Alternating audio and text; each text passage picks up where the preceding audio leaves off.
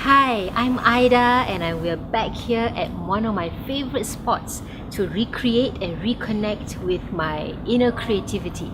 So in this moment, I wanted to take this moment to share with you one of the key ideas I have been coming up with in my coaching.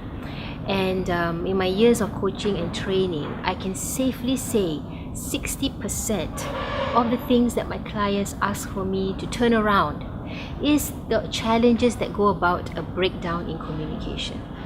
So a lot of the challenges in organizations, in our families and in our own lives with ourselves is our own breakdown in communication. How does that look like? So a breakdown in communication can result in dissatisfaction, can result in even breakdown in your revenue, in your branding, in your marketing, and at the end of the day it impacts every area of our lives. So why I wanted to bring it up, because I saw three clear things that we need to establish if we want to have powerful and effective communication.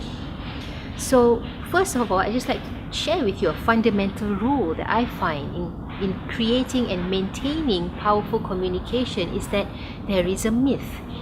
A lot of the people say, Ida, I communicated with him already, I communicated with her already, I've communicated this with my team.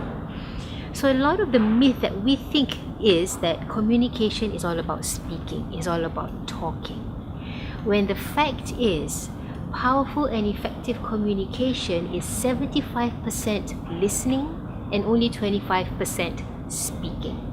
That's the truth all around the world in all organizations.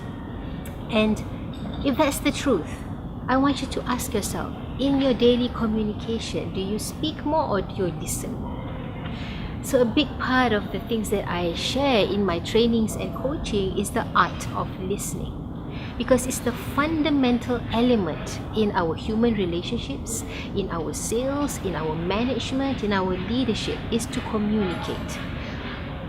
Multinational and successful companies are successful because they have mastered the art of communicating to their demographic, communicating to their customers. So wouldn't it be relevant that we really can master how we communicate? And a big part of it is the art of listening. So today I wanted to share with you 3 rules in the art of listening. If you take on these 3 rules, you'll go to a next level as a listener, as a leader, as a parent, as a friend, as a spouse. What are the 3 rules of listening? Number 1 is to be present. Okay, present in many people, a lot of my clients, a lot of the people I speak to, they ask me, what is being present, Ida? It's not a gift. Being present means you're 100% there with the person in front of you. A great example is these days when we have dinner. I really advocate and support the idea of certain parents who have a no phone rule in their dinner table. So when you're having dinner or you're having coffee or you're meeting somebody, make it a rule to put your phone away. In the first 15 minutes, put the phone away, unless there's an emergency. The person in front of you is the most important person in your life, because that creates and refreshes your relationship. That means you're 100% there with them. In the art of listening, being present equals to 100% there. That means your listening, your thoughts, your body, your language is all 100% with the person in front of you. Number 2 is in the art of listening is be generous. What does being generous mean? Giving your heart to the conversation, giving your heart to the person. That means if they're in a sad state or they're sharing something that's not really empowering, be there for them.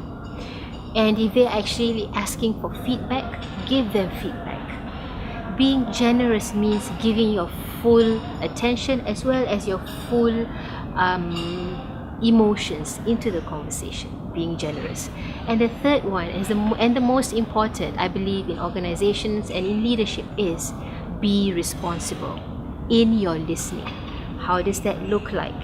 That means if you're going to give your staff or your spouse or your children certain instructions or certain clarification, be responsible that they understand what you say. Meaning, if you're going to give them 2 or 3 elements of feedback, check whether they really got it. How do you check? Through their expression. Or you could directly ask, was that clear? Does that make sense? What is your opinion?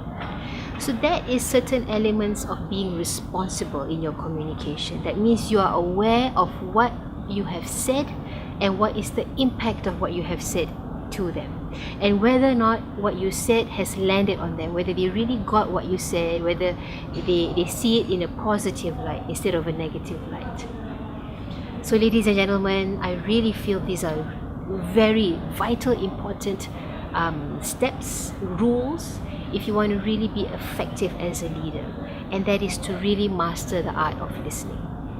The more you listen, the more you're present, the more you're responsible in your communication, the more you'll see your leadership grow, the more you'll see your teams grow, and the more your whole life will take on a new light.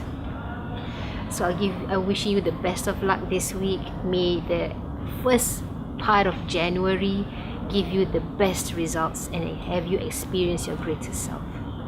I'm Aida Adnan with authenticity, acceleration, and actual results.